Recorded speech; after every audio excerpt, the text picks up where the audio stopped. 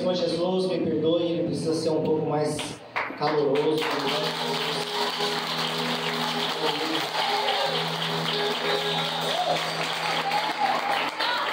Eu quero fazer uma pergunta nessa noite. Quem aqui crê que o Senhor opera milagre?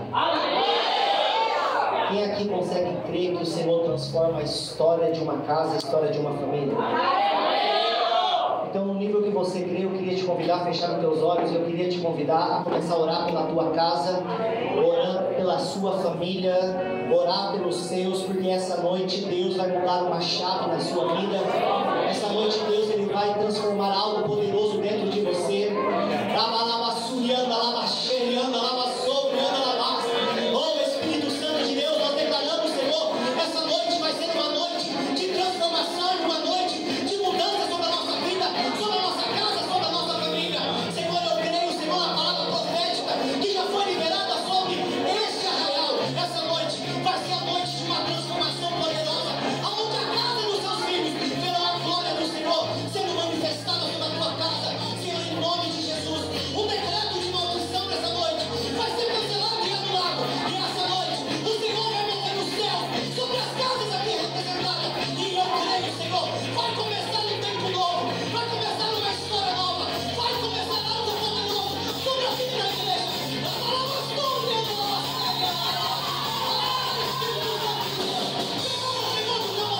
sobre cada um que vai mulher que se encontra. Porque essa noite, Senhor, queremos ser batizados pelo teu Espírito, queremos encher da tua presença.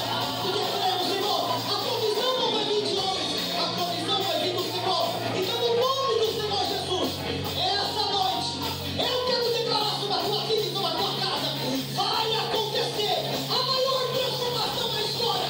Se prepare, igreja, Deus vai mudar o quadro na tua casa, na tua família, e o nome do Senhor vai ser exaltado.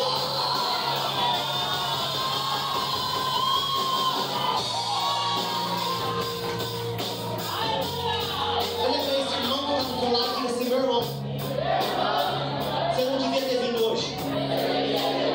Não, dá um sorrisinho para ele e diga assim: você não devia ter vindo hoje. Diga para ele agora: porque hoje Deus vai te transformar.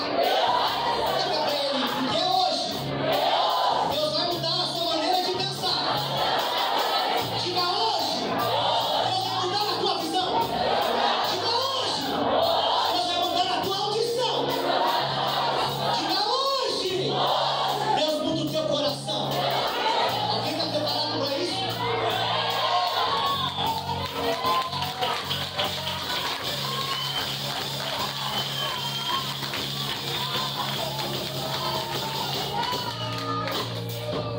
Graça e paz, igreja do Avivamento. Querido, já faz um bom tempo que eu prego a palavra. Só em Itapeva são 10 anos.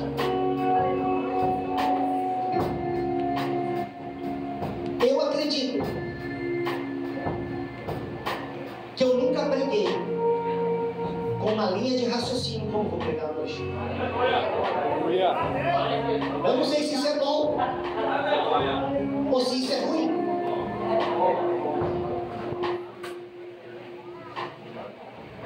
Porque vai totalmente na contramão daquilo que nós estamos acostumados a ouvir. Então eu queria que você prestasse muita atenção em tudo aquilo que Deus ele vai falar no teu coração. O tema dessa noite será: decidindo ser um transformador. Você que pode, abra a palavra do Senhor no livro de Neemias, capítulo 1, versículo 1.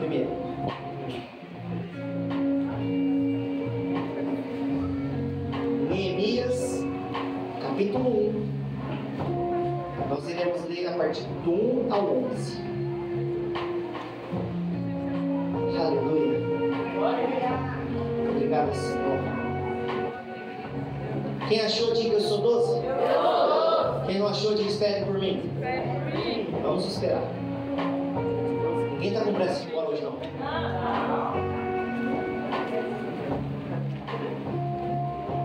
Amém? Todos acharam? A palavra do Senhor diz assim: A palavra de Neemias, filho de Acalias, no mês de Quisleu, no 20º ano, quando eu estava na cidade de Susã, veio Anânio, um dos meus irmãos, com alguns homens de Judá. Então lhe perguntei a respeito dos judeus que escaparam e sobreviveram ao exílio e a respeito de Jerusalém. E eles me responderam: os restantes, os que sobreviveram ao exílio, se encontram lá na província, estão em grande miséria e humilhação. As muralhas de Jerusalém continuam em ruínas e os seus portões foram destruídos pelo fogo. Quando ouvi essas palavras, eu me sentei e chorei e lamentei por alguns dias. Fiquei jejuando e orando diante do Deus dos céus. E eu disse: ah, Senhor, Deus dos céus, Deus grande e temível, que guarda a aliança e a misericórdia para com aqueles que te amam e guardam os teus mandamentos. Esteja atento os teus ouvidos e os teus olhos abertos, para que atentes à oração do teu servo, que hoje lhe faço diante de ti, dia e noite, pelos filhos de Israel, teus servos. Faço confissão dos pecados dos filhos de Israel, os quais temos cometido contra ti. Eu e a casa do meu pai pecamos, temos procedido de forma totalmente corrupta contra ti, e não guardamos os mandamentos, nem os estatutos, nem os juízos que ordenaste a Moisés teu servo. Lembra-te da palavra que ordenaste a Moisés teu servo, dizendo: se vocês forem infiéis, eu os espalharei entre os povos. Mas se vocês se converterem a mim e guardarem os meus mandamentos e os cumprirem, então, ainda que os seus desterrados estejam nos lugares mais distantes da terra, de lá os ajuntarei e os trarei para o lugar que escolhi para fazer habitar o meu nome. Estes ainda são os servos e o teu povo que resgataste com teu grande poder e com tua mão poderosa. Ah, Senhor, esteja atento os teus ouvidos à oração do teu servo, a oração dos teus servos que se agradam de temer o teu nome. Faz com que o teu servo seja bem sucedido hoje e encontre misericórdia diante deste homem. Neste tempo eu era copleiro do rei. Amém, querido? Pode tomar o teu assento. Feche os teus olhos e ore junto comigo por esse momento tão especial.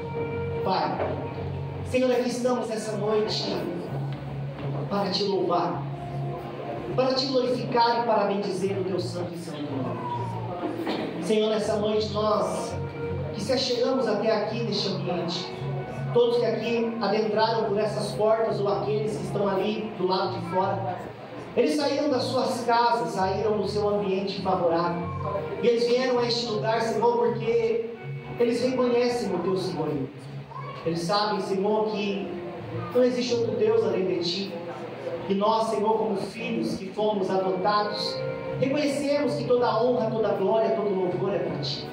Senhor, então nessa noite, se existe uma oferta preciosa, é a nossa vida diante da tua presença. Quando decidimos entregar a nossa vida, entregamos o nosso melhor. E sabemos que todas as demais coisas não será mais dificuldade nenhuma para nós entregarmos diante da tua presença. Senhor, essa noite viemos entregar a ti um culto racional, porque o Senhor deseja receber a nossa adoração. Mas o Senhor conhece cada homem, cada mulher que adentrou por essas portas. O Senhor conhece a realidade. Você conhece os sentimentos que estão passando dentro de cada coração. Então, Senhor, o Senhor sabe que aqui se encontra uma igreja sedenta por uma palavra, mas não uma palavra vinda dos homens, porque os homens, eles nada podem fazer. Uma igreja sedenta por uma palavra que venha do alto céu sobre nossas vidas. Então, Senhor, nessa noite eu quero te fazer um pedido, como sempre faço. A partir de agora, Senhor, não pode mais ser o desejo do meu coração. Não pode ser mais, Senhor, segundo a minha capacidade, segundo a minha inteligência, ou segundo a minha habilidade, não. Porque isso nada vale agora, Senhor. Não estamos aqui numa palestra, não estamos aqui numa consultoria, não. Estamos aqui porque reconhecemos que os céus se faz presente neste ambiente. Então, Senhor, diminua o meu eu, para que o Senhor cresça. Usa, Senhor, esse vaso, simplesmente como um barro nas tuas mãos. Aquilo que o Senhor quer entregar e aquilo que o Senhor quer derramar sobre a tua igreja, Senhor. Eu quero dizer, eis-me aqui. Usa-me a mim. Mas eu sei, Senhor, que quando nós estamos aqui, está acontecendo uma guerra travada nos altos céus. Eu acredito, Senhor, que anjos e demônios estão guerreando nesse momento, porque eu sei que nessa noite foi dada uma ordem do alto dos céus, para que nessa noite o anjo do Senhor viesse entregar na mão de cada homem, de cada mulher que aqui se encontra.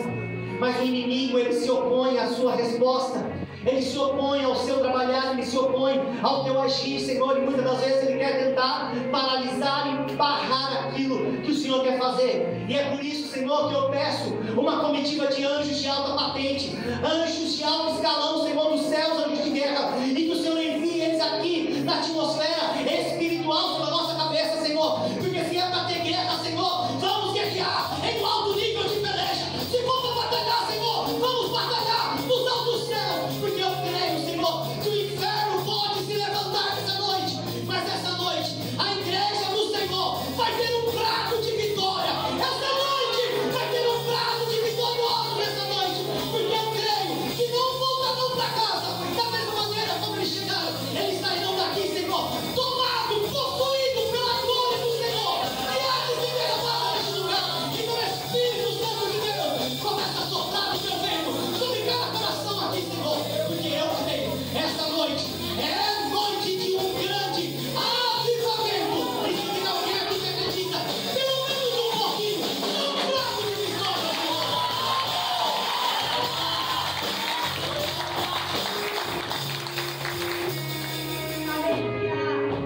Queridos, Deus, ele tem ministrado essa palavra desde terça-feira ao meu coração.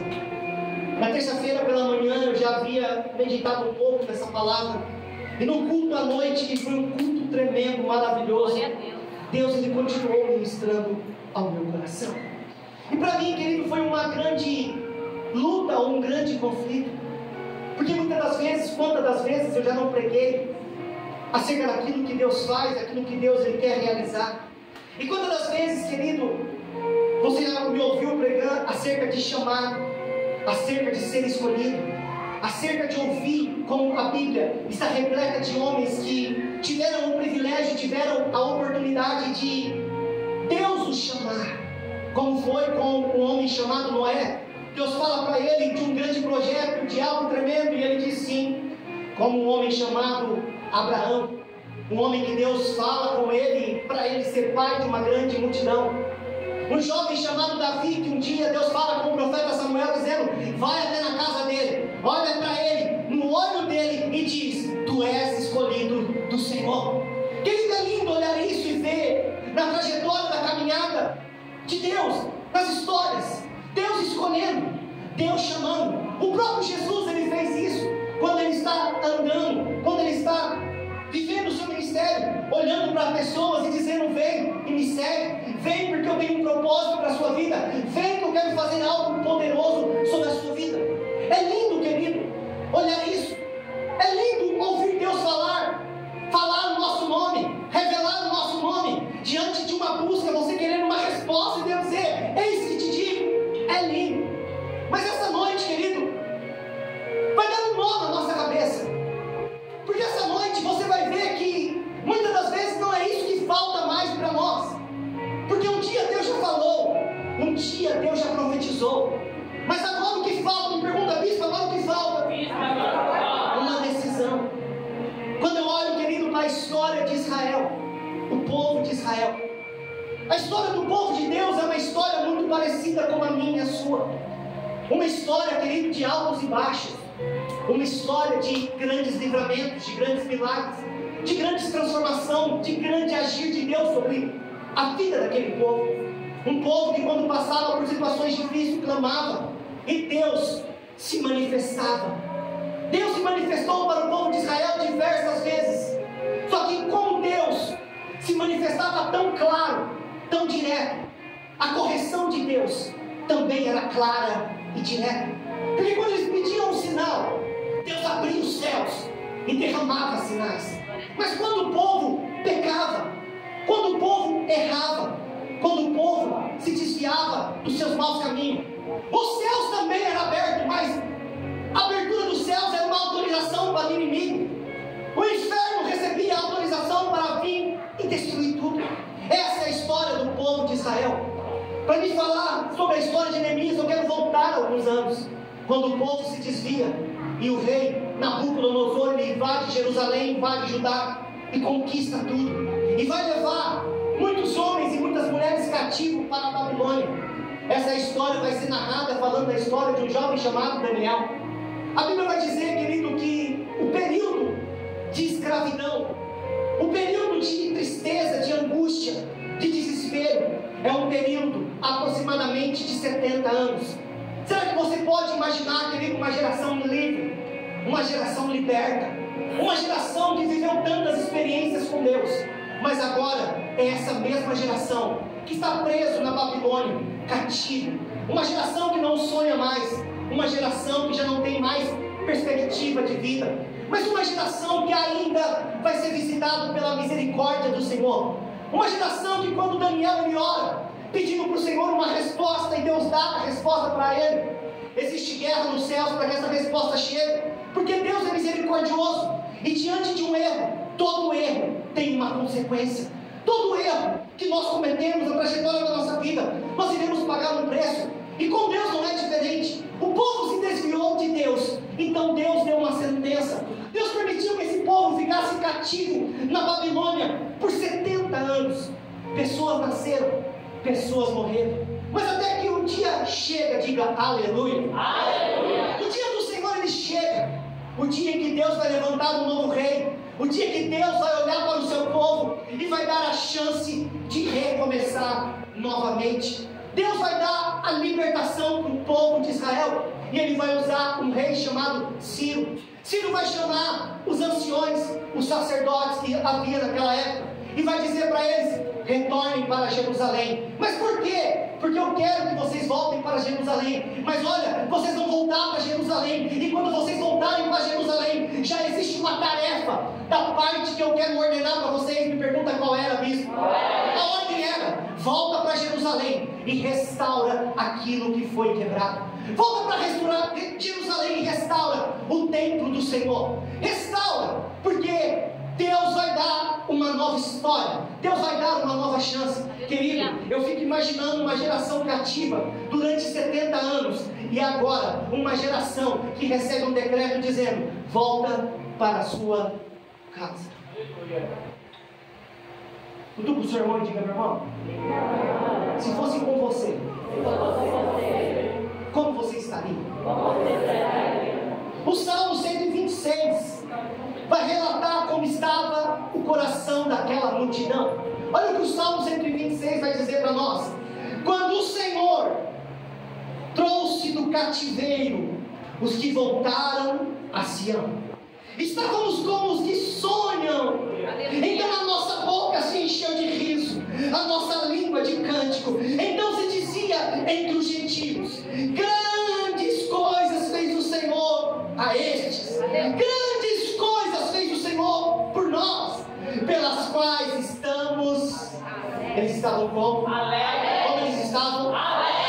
Trazendo outra vez o Senhor do cativeiro, como as correntes de água do sul. Os que semeiam com lágrimas cegarão com alegria. Aquele que leva a preciosa semente andando e chorando voltará sem dúvida com alegria, trazendo consigo os seus olhos.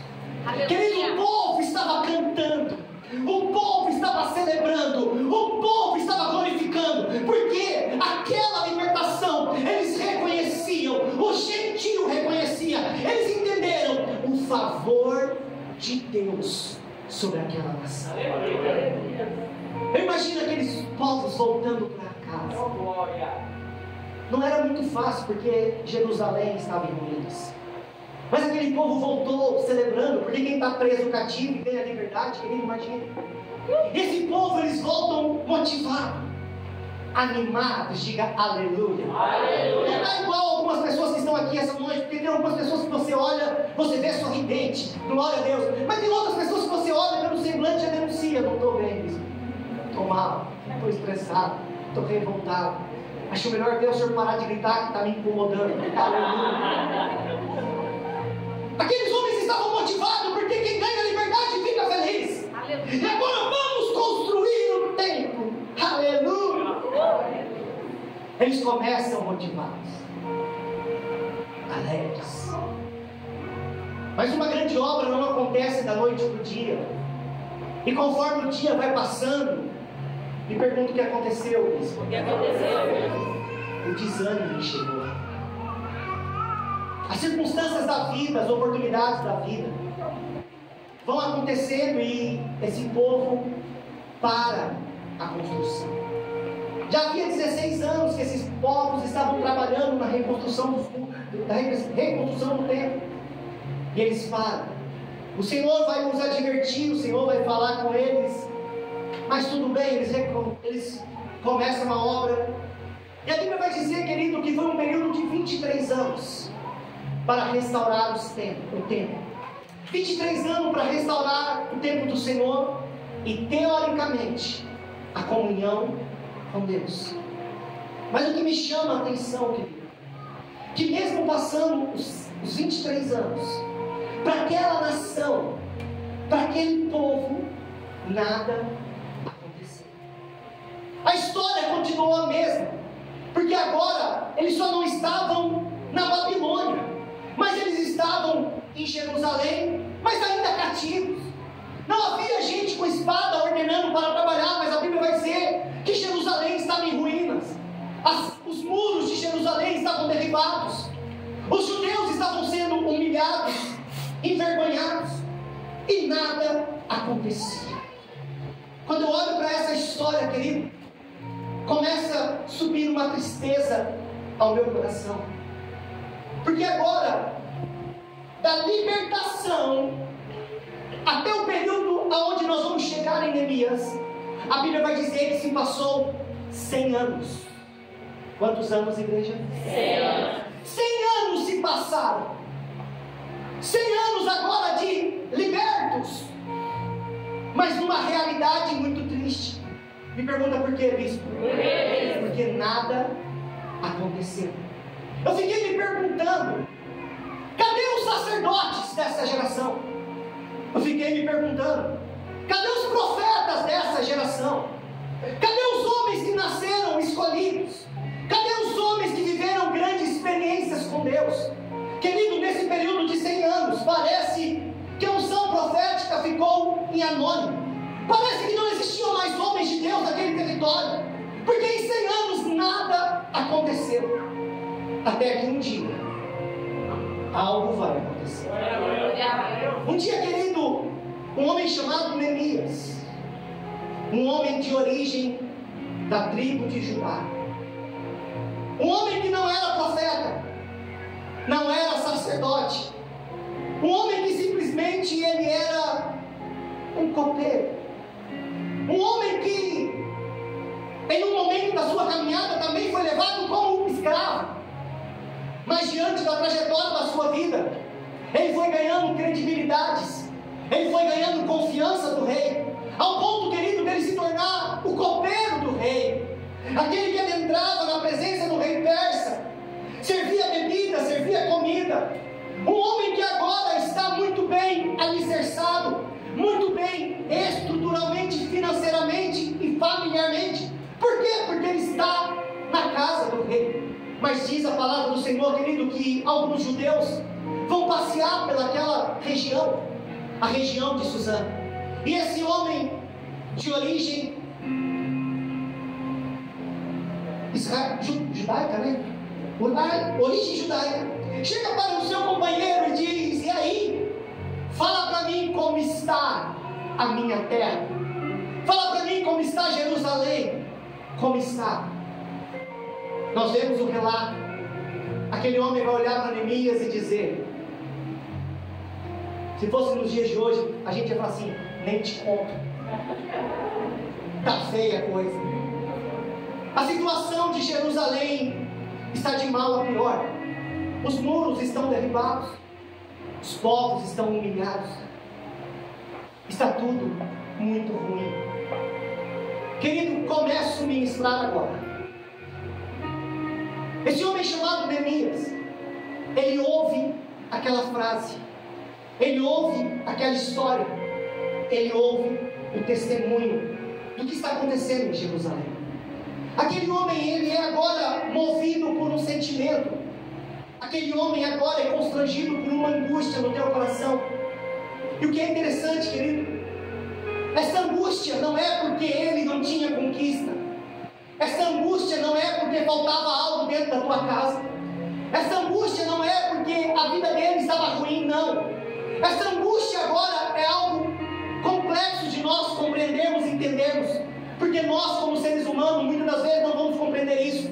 Porque nós, como seres humanos, sabe quando nós se angustiamos? É isso, né? Tá certa a palavra? Cadê a pastora Cláudia me corrigir? Tá certo. E se não tiver, você entendeu? Nós, como seres humanos, sabe quando nós ficamos angustiados? Quando tentamos fazer algo e não dá certo.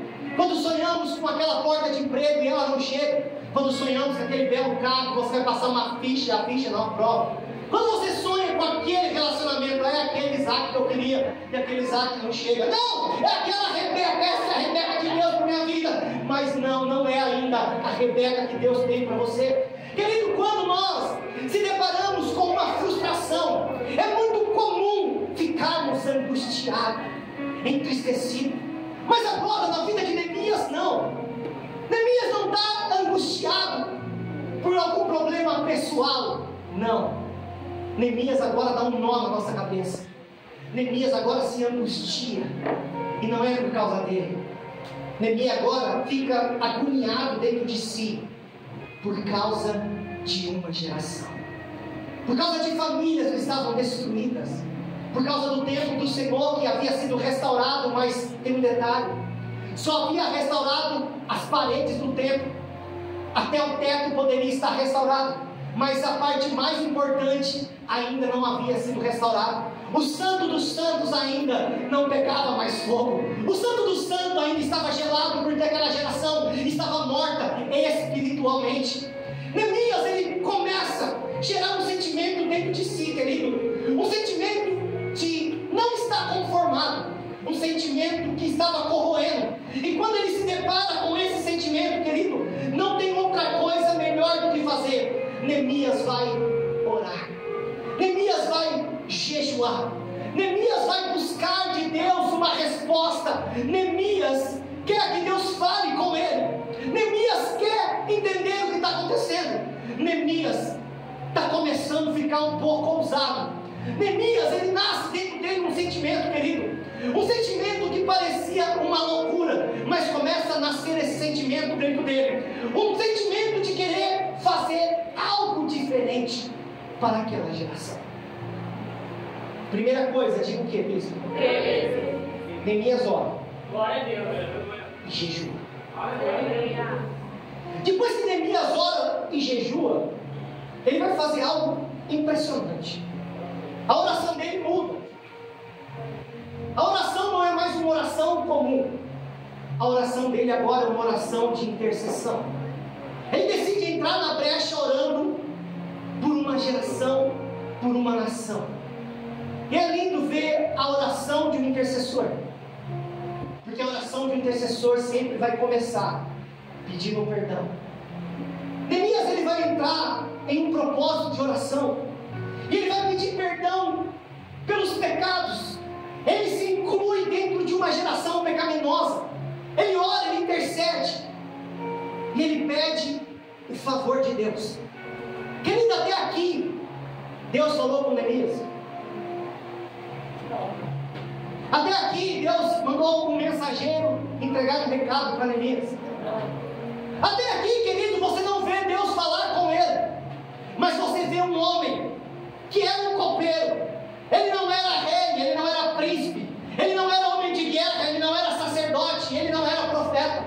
Um homem simples, um homem qualquer, para uma sociedade, perdão a expressão, nem cheirava e nem fedia. Não ia dar em nada. Mas um homem, diga, fala, bispo, que diante de um relatório, ele decide. Me pergunta o quê? Fazer alguma coisa.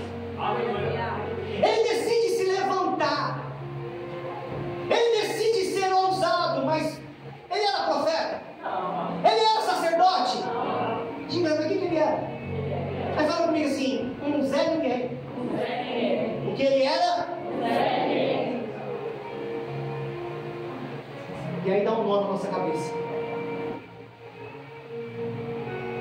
Porque vai ter momentos que Deus vai usar um Zé Ninguém. Aleluia. Para fazer algo poderoso. Me perdoe a expressão de usar um Zé Ninguém, querido, só para ilustrar, tá? Um homem que para de se olhar para si. Um homem que parou de olhar para os seus sonhos. Um homem que parou de olhar para os seus projetos. E um homem que sem Deus falar com ele, sem Deus enviar profeta, sem Deus enviar a palavra, um homem que decide se levantar e não se conforma com a realidade do que está acontecendo. Um homem que agora, ele decide entrar numa peleja que teoricamente não era dele. Para que eu vou me envolver nisso? Para quê? Mas um homem que vai entrar na presença do Senhor, vai orar, vai interceder e vai falar: Senhor, eu só preciso de uma coisa. Eu não tenho pedigree, eu não tenho herdeiro, eu não tenho promessa, mas uma coisa eu tenho uma... Qual que é a palavra que eu vou usar? Peraí. Nem sei o que tem. Eu tenho uma revolta dentro de mim, que eu não aceito o inimigo entrar no meu território, roubar, destruir e deixar a situação do jeito que está. Esse homem inconformado, essa era a palavra que eu queria achar. Um homem inconformado com a realidade que está vivendo. Um homem que parece, querido, eu estou olhando para Neemias e estou vendo tanto o Novo Testamento. Eu estou vendo tantos ensinamentos de Jesus. Eu estou vendo tanto ensinamento do apóstolo Paulo e está lá no Velho Testamento. O homem que poderia se dizer, se fosse no Novo Testamento, Paulo dizendo: esse é um gentil, não serve para nada. Mas é esse aí que Deus vai pegar. O homem, querido, que decide parar de fazer tudo que está voltado para o seu ego, para o centro da tua vida. E agora ele vai surpreender todo mundo, porque agora ele vai entrar numa peleja que não é dele. Ele vai entrar numa guerra que não é dele. Ele vai entrar em algo que não é dele. Mas escuta, Deus não falou com ele, Deus não mandou ele fazer nada. E a pergunta é: por que ele fez isso?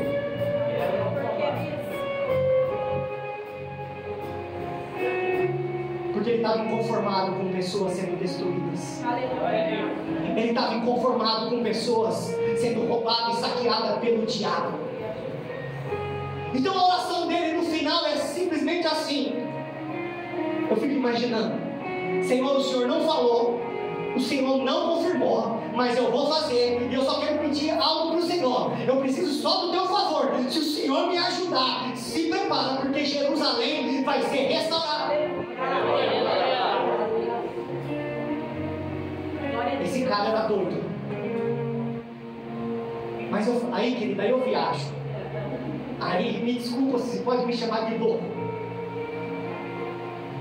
Volta, eu fico imaginando Deus nos céus. 100 anos olhando para um povo escolhido, Deus olhando e dizendo: como eu vou fazer algo aqui? Deixa eu procurar um homem de Deus para me falar com ele, para ele se levantar. Mas de repente ele vai ver um copeiro sendo tomado por uma essência dentro dele, e fazendo uma oração de ousadia, dizendo: Senhor, pecamos, somos falhos, eu me incluo nisso, eu não fiz por onde, mas agora, Senhor, eu só preciso de uma coisa: se o Senhor for favorável na minha vida, eu vou voltar para aquele território, eu vou voltar para minha casa. E se prepara, porque se tem demônio, se tem principado e se tem potestade lá, eles vão cair todos por terra.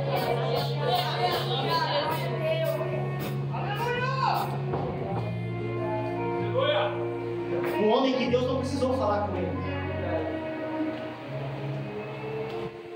ele não precisou ouvir, eis que te digo. Um homem que simplesmente olhou para uma realidade e disse: não. Não é essa realidade que Deus tem para esse povo. Eu queria que você olhasse agora para a sua casa. Olhasse para a sua família.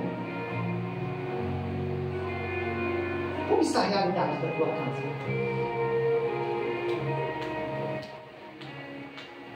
Será que a sua família pode estar passando por momentos como esse povo de Jerusalém estava? Será que a sua casa pode estar passando por momentos de ruínas? Olha o que disseram, olha o relatório que havia sobre Israel. O restante, os que sobreviveram, diga comigo, muitos morreram. Muitos morreram. Se encontra lá na província. Eles estão em grande miséria e grande humilhação. Um povo que estava sendo humilhado, um povo que estava passando fome. E aqui Deus parece que está em silêncio. E de repente alguém precisa se levantar inconformado com essa realidade, inconformado com essa situação.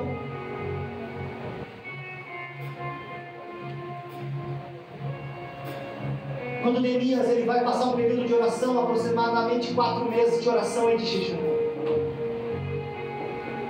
Porque eu imagino alguém inconformado, querendo fazer algo, mas sem capacidade nenhuma, sem recursos, sem unção. Como voltar e restaurar tudo? Quando eu chegar lá, o que vão pensar de mim? Quem sou eu?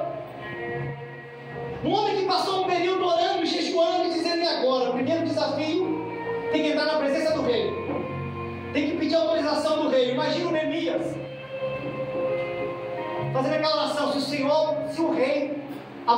rei tiver com o coração mole, é o mover de Deus. Aquele homem vai até a presença do rei, meio triste. O rei olha para ele e diz: Neemias, o que está acontecendo? Por que tu está assim? Eu te pago para entrar emburrado na minha presença? É? Ele vai dar uma resposta para o rei, dizendo: rei, como eu posso? Como eu posso estar feliz se tem pessoas sofrendo? Como eu posso estar feliz se tem pessoas que precisam ser libertas? Rei, como eu posso celebrar e festejar se aqui tem fartura de alimento, mas lá em Jerusalém as pessoas estão morrendo de fome? O rei ouve aquele discurso, mas o que eu tenho a ver com isso? Ele vai olhar para o rei e falar: rei, eu queria uma liberação do Senhor. Qual? Eu quero voltar para lá e quero transformar aquela cidade.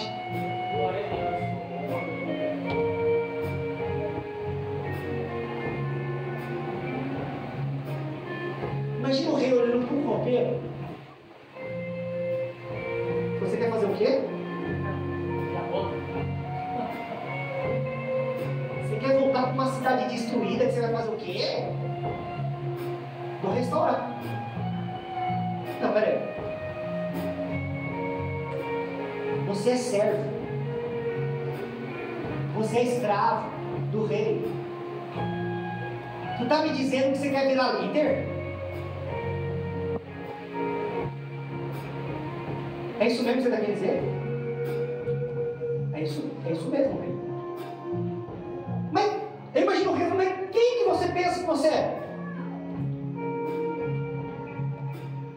Quem falou que você é alguém? Não, ninguém falou que eu sou alguém. Eu sou ninguém para muita gente.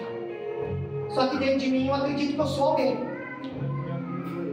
E se alguém me reconhecer lá de cima como alguém, vai começar a acontecer algo, viu, rei? Eu imagino o rei parado pensando aí, querido. Aí aquilo que ninguém explica. Aí aquilo que vai dar um nó na cabeça das pessoas. Porque enquanto alguém agora está decidindo fazer algo que é certo, Deus não falou, Deus não fez promessa. Mas escute uma coisa: quando você precisar do favor do rei dos reis, vai começar a acontecer. Eu quero ir, tem um detalhe, rei. Eu quero autorização, quero ir debaixo de bênção. Rei, se possível, eu preciso de um pouco de recurso.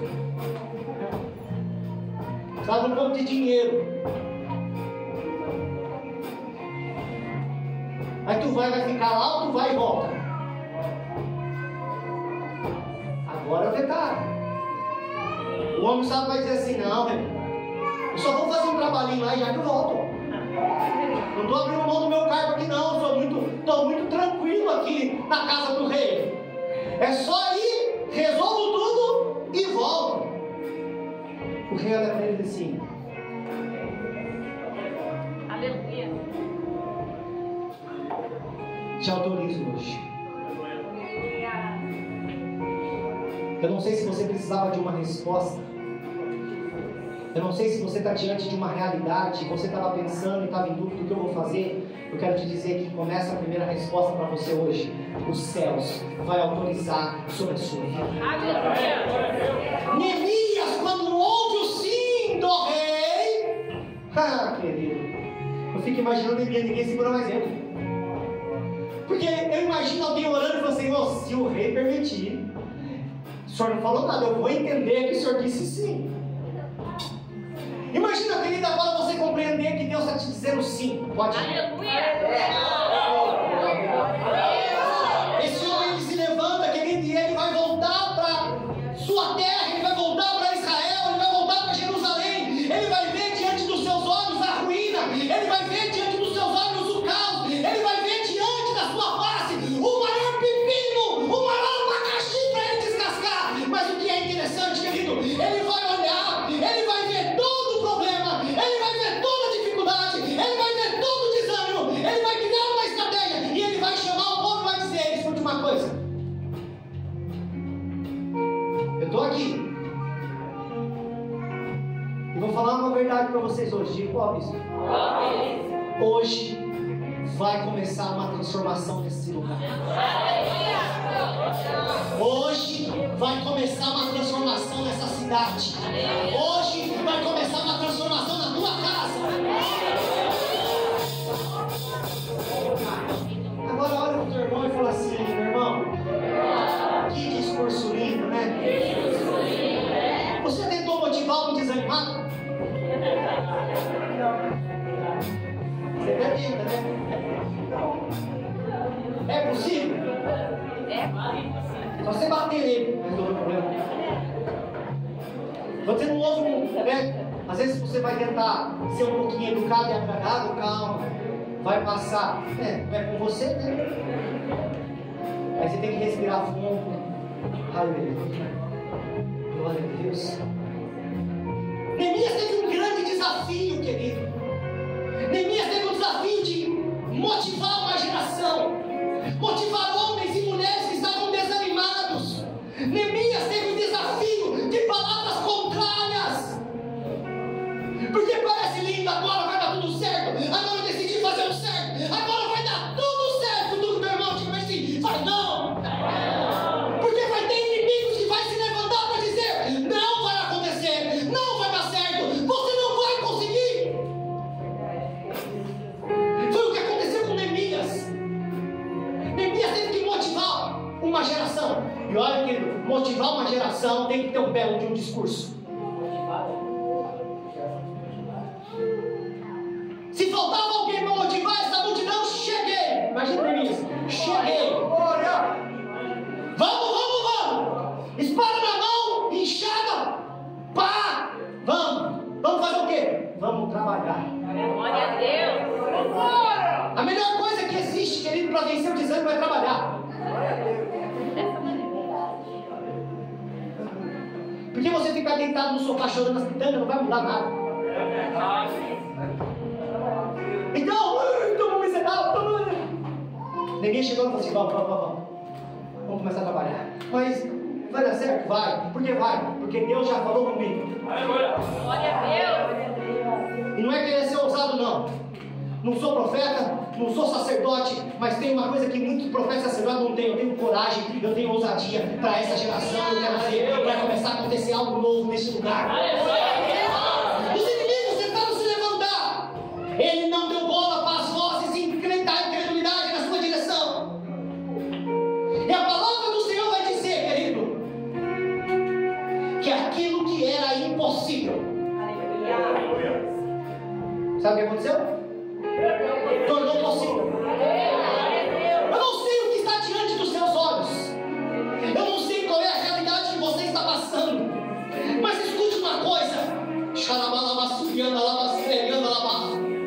Ei, Deus não vai falar mais com você dizendo que eu tenho uma chamada, dizendo isso, dizendo aquilo. Ei, Deus está esperando uma geração que se levante para se compadecer da realidade que está vivendo. Deus está precisando de uma geração de Neemias que vai parar de olhar para o seu umbigo e vai se levantar com uma voz profética e crer no que Deus vai te usar. Glória a Deus. Aí disse, sabe o que é? Eu não tenho unção. Ninguém falou que você tem unção. Ai, isso aqui eu não fui enviado ainda. Eu fiquei procurando onde essa Neemias foi enviado, hein? É só para confundir todo mundo. A Bíblia tem a preocupação de dizer que ele era da tribo de Judá, porque se ele fosse da tribo de Levi, ele ainda tinha uma árvore genealógica. Mas ele era da tribo de Judá. Eu falei, Jesus amado, o Novo Testamento está tão escancarado, no Velho Testamento tem muita gente que não percebe isso. Tem gente que vai dizer, eu estou lá no Velho, então vai ler Neemias, que aí tu vai ser constrangido até que põe em prática o novo. Quando Jesus, querido, e muitas das vezes as pessoas chegavam para ele e falavam, Senhor, eu quero te servir. Ele falou assim, não, você não está entendendo. Eu não vim para ser servido, eu vim para servir.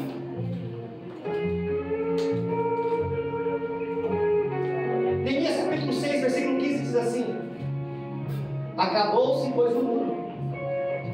Aos 25 do mês de Elu, em 52 dias, e sucedeu que, ouvindo todos os nossos inimigos, todos os povos que havia em redor de nós, temeram e abateram muito os seus próprios olhos. Imagina os inimigos olhando e dizendo assim: o que aconteceu com ele? O que aconteceu na família dele? O que está acontecendo com essa pessoa aí? E todos reconheceram. Aleluia. E sabe por que foi possível? Porque Deus, o favor de Deus, estava nessa obra. Aleluia. O favor de Deus Glória a Deus. estava nesse mover. A primeira coisa que Neemias fez, querido, foi restaurar os muros de Jerusalém. E foi em 52 dias. Neemias, ele era muito mais bem preparado do que você possa imaginar. Ele motivou o povo, animou o povo, reconstruiu os muros de proteção. Ele reconstruiu os muros da esperança. Aleluia. Aleluia. Porque quando você está dentro de uma muralha, tu está protegido. Glória. Então, por mais que o inimigo fale, vou te destruir, tu vai dizer, não, eu estou seguro. Só que não ficou simplesmente na segurança emocional. Agora Neemias sabia que faltava algo para aquele povo. Neemias sabia, querido, que não era simplesmente o templo que precisava ser restaurado, ou os muros que precisavam ser restaurados. Me pergunta, bispo, o que faltava ser restaurado? Só vou falar se todo mundo perguntar um pouco mais animado. Precisava restaurar os princípios de Deus. Aleluia. E aí é lindo, porque às vezes você pode pensar que uma pessoa sozinha vai fazer tudo. Neemias não vinha da linhagem de Levita, então ele não poderia restaurar princípios. Nesse momento entra um outro profeta da história. Nasceu um sacerdote, saiu de algum lugar, estava lá na Babilônia, foi enviado para Jerusalém. O sacerdote Esdras. Glória. Chega junto com Neemias. O sacerdote só precisava de uma autorização. Neemias chama eles e diz: pode começar a restaurar o templo do Senhor. Glória a Deus. Pode começar a restaurar o sacerdócio. Pode começar a restaurar os levitas. Pode restaurar os princípios dos dízimos, das ofertas e das primícias. Pode entrar em um processo de restauração. Pode começar a restaurar tudo. Memílias e extras agora começa um mover de restauração e restituição sobre aquela cidade. A história de Jerusalém volta a viver a promessa de uma geração escolhida. Essa geração começa a viver a restituição de Deus, as promessas de Deus. Agora cutuca o seu irmão, vai dar uma cutucada, não para machucar muito, mas para machucar um pouquinho aí. Se ele tiver com a unha cravada no dedão, pisa no dedão dele.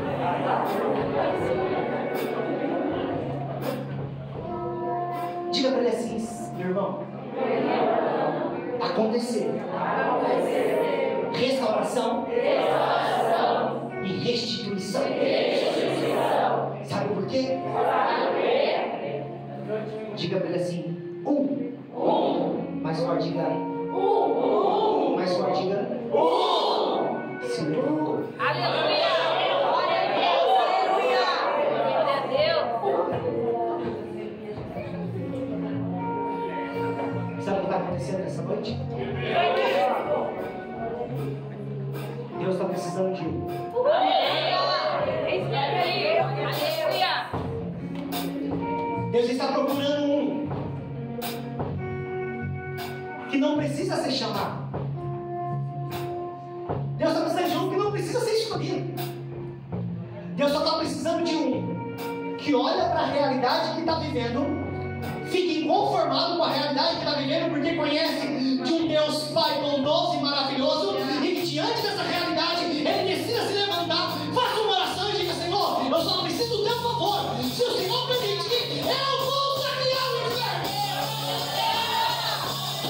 Por isso o tema: decidido ser um transformador. 100 anos. Quanto tempo? 100 anos. E ninguém queria fazer isso.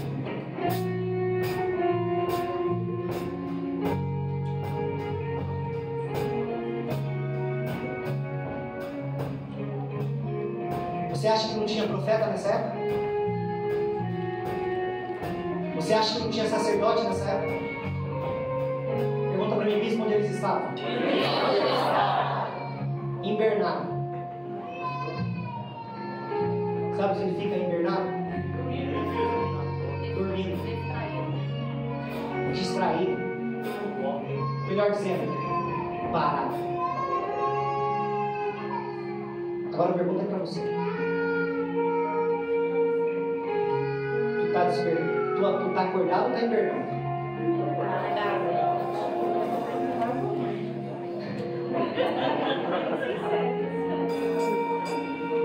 Essa noite a palavra é para você. Aleluia! Sabe a realidade que você está vivendo dentro da tua casa? Sabe a realidade que você está vivendo dentro da tua família? Sabe a realidade que você está vivendo dentro dessa empresa? Sabe a realidade que você está vivendo dentro do seu ministério? É a oportunidade de você ficar inconformado com isso e se levantar. É o momento de você olhar para essa geração, para essa cidade chamada Itapeva, e quando você andar pela rua e ver jovens se prostituindo, jovens perdendo a sua vida, jovem usando droga, jovem se desviando, não é simplesmente para você olhar e falar assim: ai que dó, ai que isso, ai que aquilo, porque tem muito profeta, tem muito sacerdote que está dormindo. Mas eu tenho uma boa notícia para te dar: esta noite Deus vai levantar os improváveis. Eu acredito que dentro desse ministério vai levantar pessoas que para o mundo ninguém dá nada, que as pessoas vão olhar e dizer: não, esse aí não vai dar nada. Sabe por que eles pensam isso? Porque eles ainda não te conhecem, eles ainda não sabem que você é crente e que você crê no Senhor. Porque a partir de hoje, querido, se você se levantar,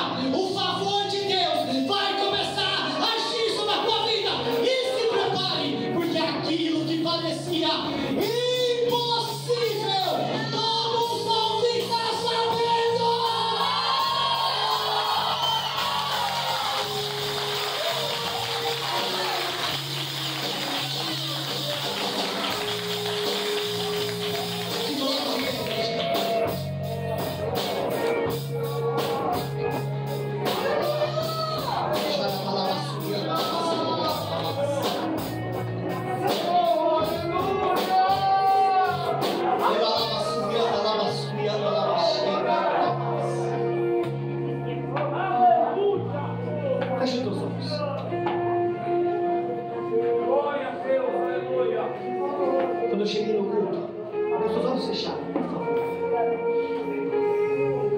Quando começou o primeiro louvor, eu fui tomado ali no fundo com uma alegria tão grande no meu peito. E o Senhor começou a ministrar no meu coração.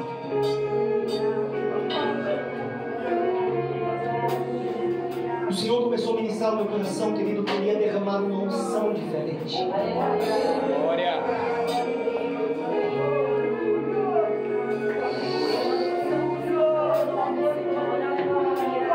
O Senhor ministrou no meu coração, querido, que Ele ia ministrar algo. Ele ia derramar um óleo novo sobre a nossa cabeça. Glória a Deus. Aleluia. Um óleo que iria começar a mudar um pouco a nossa maneira de ver a vida. Uma unção que vai ser necessária derramar sobre as nossas vidas, querido, para que nós possamos compreender e entender. É muito melhor dar do que receber. Aleluia. Neemias olhou para dentro de si. E ele decidiu voltar para enfrentar o desafio. Porque dentro dele, ele estava inconformado. Então Deus precisa de alguns inconformados nessa noite.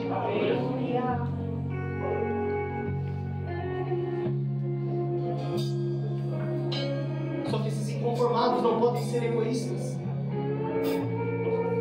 Esses inconformados não podem ser egocêntricos. Porque a unção que vai derramar sobre a sua vida não é para você. Aleluia. Oh, Glória a a unção que vai ser derramada nessa noite não é para o teu ego. A unção que vai ser derramada nessa noite vai ser para que o propósito de Deus se cumpra. Deus. Aleluia. A unção que Deus ministrou no meu coração, querido. A unção que havia sobre Neemias é a mesma unção que estava na vida do apóstolo Pedro. Quando chega no templo chamado Formosa, tem um paralítico que diz: em nome de Jesus, levanta. Glória a Deus.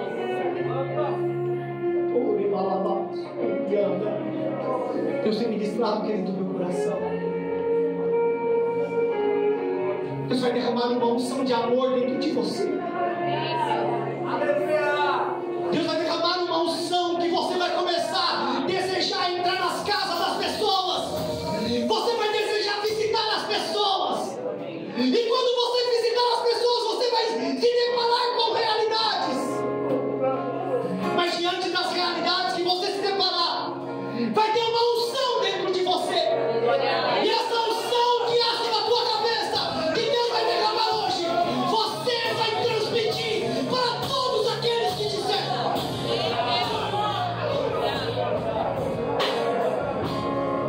Você vai entrar em lugares desconhecidos. Mas pro amor que existe dentro de você, você vai começar a profetizar restauração e restituição. Aleluia. Eu não sei se você deseja por essa unção. Porque se você desejar por essa unção, o Senhor vai começar a derramar sobre a tua cabeça.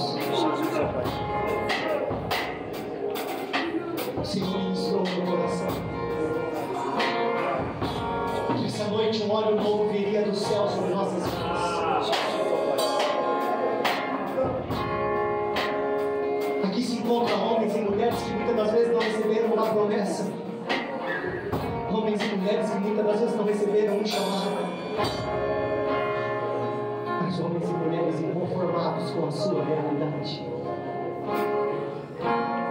O Senhor, a minha oração, como um dia o Senhor mandou um maná do céu,